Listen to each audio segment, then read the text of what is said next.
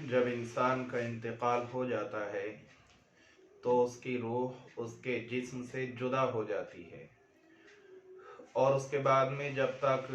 دنیا کے اندر اس کے جسم کے ساتھ میں جو معاملات ہوتے ہیں، اس کو غسل دیا جاتا ہے، کفن دیا جاتا ہے، تو وہ روح ان معاملات کو دیکھتی ہے، اور اس وقت میں وہ روح فرشتے کے قبضے میں ہوتی ہے، اور جو بھی غم وغیرہ کا معاملہ ہوتا ہے وہاں پر وہ سارے حالات روح دیکھتی رہتی ہے۔ اس کے بعد میں جب کفن دفن ہو جاتا ہے اور مردے کو قبر کے اندر رکھ دیا جاتا ہے تو وہ روح اس جسم کے اندر ڈال دی جاتی ہے۔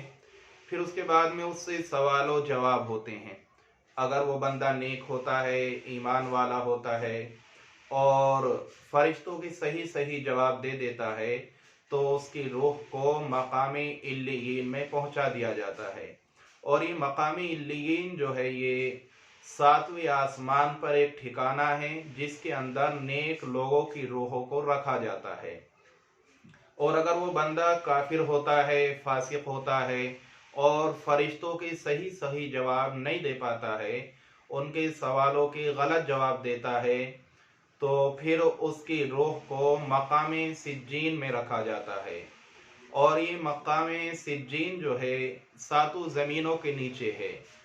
اور مقام علیین 7ویں آسمان کے اوپر ایک ٹھکانہ ہے جہاں پر نیک لوگوں کی روح کو رکھا جاتا ہے، اور ان روحوں کا تعلق کسی نہ کسی درجے میں جسم انسانی سے باقی رہتا ہے، اور قبر کے اندر جو بھی حالات آتے ہیں، یا یہ کہیے کہ عالم برزخ میں جو بھی حالات آتے ہیں مرنے کے بعد سے لے کر میدان حشر تک، وہ سارے حالات روح کے اوپر آتے ہیں جس کا اثر جسم محسوس کرتا ہے۔ اگر نیک لوگوں کی روح ہوتی ہے تو وہ اچھائی کے ساتھ رہتی ہے اور اللہ کی نعمتوں سے لطف اندوز ہوتی ہے جس کا اثر بدن بھی محسوس کرتا ہے، اور اگر گناہگار کی روح ہے تو اس کے اوپر عذاب ہوتا ہے اور اس عذاب کی سختی اور تکلیف کو بدن محسوس کرتا ہے۔ رہا یہ مسئلہ کہ دنیا کے اندر بہت سارے لوگوں کے اوپر کبھی کبھی کو جناتی اثر ہو جاتا ہے، اور وہ اس طرح کی باتیں کرتے ہیں کہ ہم جو ہیں فلاں کی آتما ہیں، اور فلاں شخص کا جو انتقال ہو گیا تھا اس کی روح ہے۔ کبھی وہ روح اپنا نام نریندر بتاتی ہے، کبھی چتندر، کبھی لکشمن، مختلف نام جو ہے وہ اپنے بتاتی ہے، اور یہ باور کراتے ہیں کہ ہم ان کی روح ہیں جو اس جسم کے اندر داخل ہو گئے ہیں۔ تو یہ جسموں کے اندر جو داخل ہوتی ہیں کسی دوسرے کی، یہ عقیدہ باطل ہے۔ کسی انسان کی بھی روح دوسرے انسان کے جسم کے اندر داخل نہیں ہو سکتی ہے، وہ تو روح کا جو ٹھکانہ ہے وہیں پر رہتی ہے، اور وہیں پر عذاب اور ثواب جو بھی جیسے کام کر کے گیا ہے جس کا وہ مستحق ہوتا ہے ان مراحل سے وہ گزرتی ہے۔ البتہ یہ جو ہوتے ہیں یہ جنات ہوتے ہیں جو انسانوں کا عقیدہ خراب کرنے کے لیے اس طرح کی حرکتیں کرتے ہیں، اور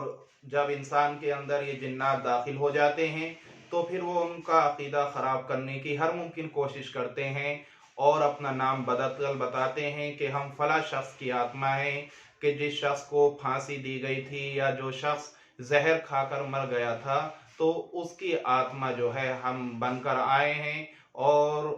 کب جائیں گے کہ ہمارا جانا اس وقت ہوگا جب تم یہ کام کرو گے، وہ کام کرو گے جو شریعت کے خلاف ہوتے ہیں۔ مثلا فلاں جگہ پر جا کر تم جانور ذبح کرو، یا فلاں جگہ پر جا کر تم جو ہے چڑھاوا چڑھاؤ، اس کے بعد میں جو ہے اس مریض کو فائدہ ہو سکتا ہے اور اس کی روح جو ہے یہاں سے جا سکتی ہے۔ تو یہ اسلامی عقیدے کے خلاف ہے۔ کسی انسان کی بھی روح دوسرے انسان کے جسم کے اندر داخل نہیں ہو سکتی ہے، اور یہ جنات اس طرح کی حرکتیں کرتے ہیں۔ کبھی کبھی کو یہ انسانوں کے جسم میں بڑھ کر اس طرح کی حرکتیں کرتے ہیں، کبھی جنگلوں میں اس طرح کی آوازیں لگاتے ہیں درخت کے اندر سے، یا اسی طرح مختلف جگہوں پر یہ انسانوں کو گمراہ کرنے کی یہ چالیں چلتے ہیں۔ خود اس طرح کا واقعہ حضور پاک علیہ الصلوۃ والسلام کے زمانے کے اندر بھی پیش آ چکا ہے۔ آپ صلی اللہ علیہ وسلم کا ابتدائی دور تھا، اور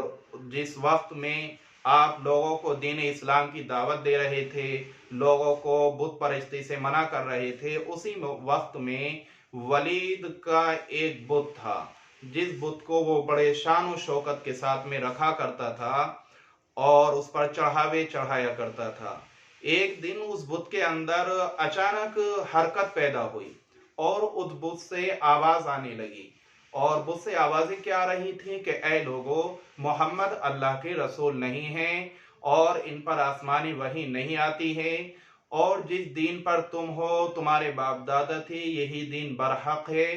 اور تم محمد کی بات مت ماننا، اور جس طرح تم بتوں کی پوجا کرتے ہو، ان پر چڑھاوے چڑھاتے ہو، ان سے منتیں مانتے ہو، اسی طریقے پر تم لگے رہو۔ جب ولید نے اپنے بت کی یہ تقریر سنی تو اس کو بہت خوشی ہوئی، اور اس نے لوگوں کو بتایا اور اپنے گھر پہ ایک مجمع اکٹھا کر لیا۔ جب لوگ آئے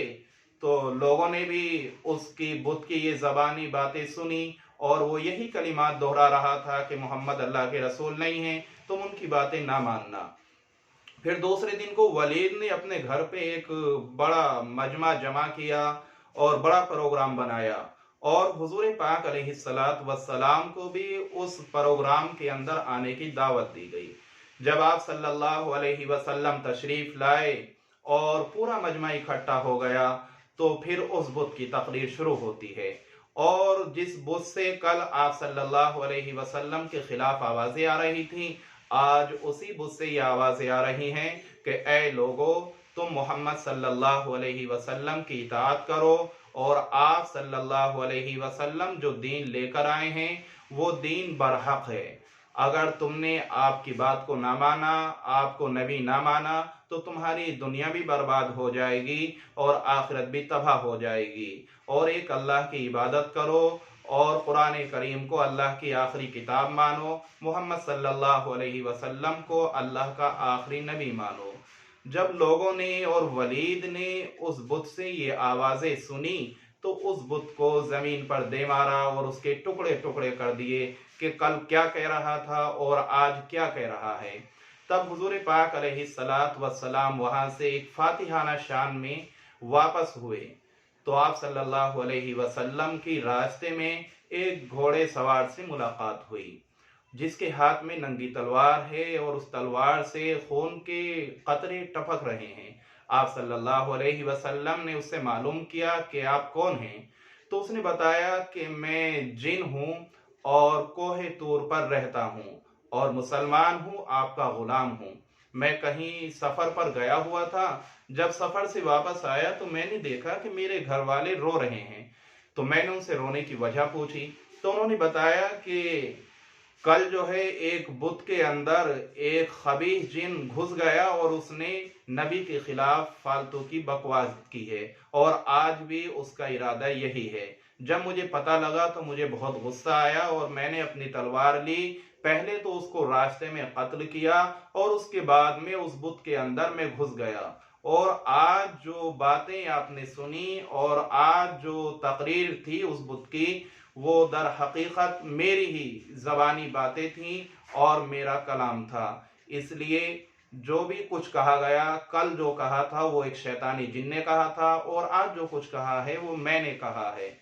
تو آپ صلی اللہ علیہ وسلم نے اس کو دعاؤں سے نوازا اور اس کا نام عبداللہ رکھا۔